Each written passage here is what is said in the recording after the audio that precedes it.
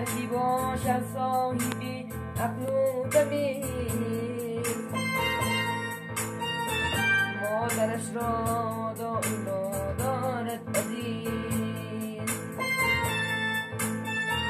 هر کی باشد صاحبی عقل و تمیز، مادرش را دائما دارد عزیز.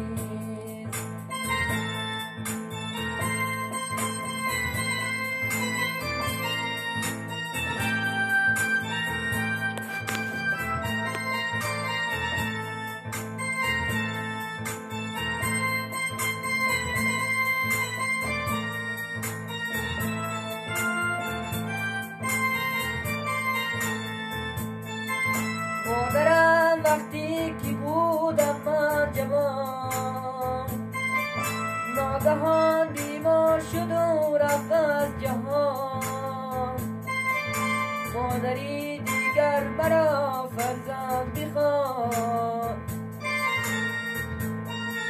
سوزشی قلبی مرا پیوند میخواد. مادری دیگر مرا فرزند بخواد، سوزشی قلبی مرا پیوند بخواد.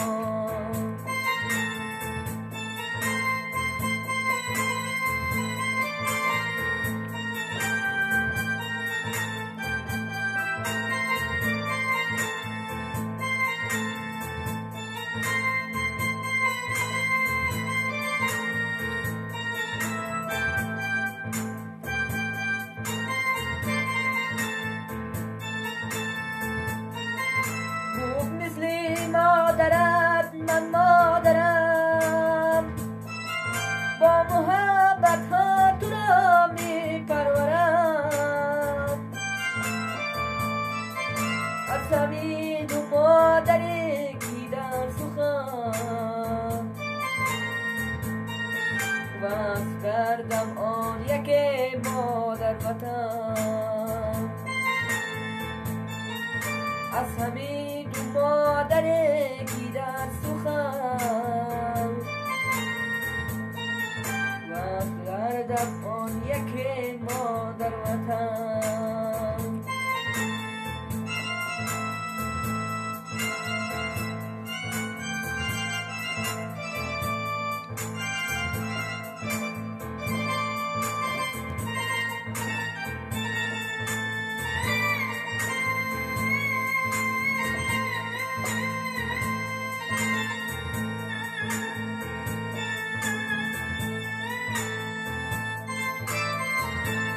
یک شب رنجه که مادر کشید،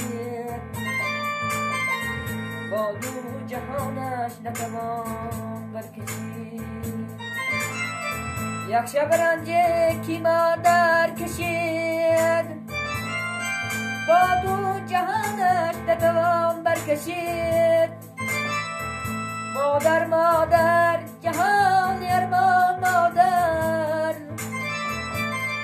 مشعل بسری روی شهیدان مادر.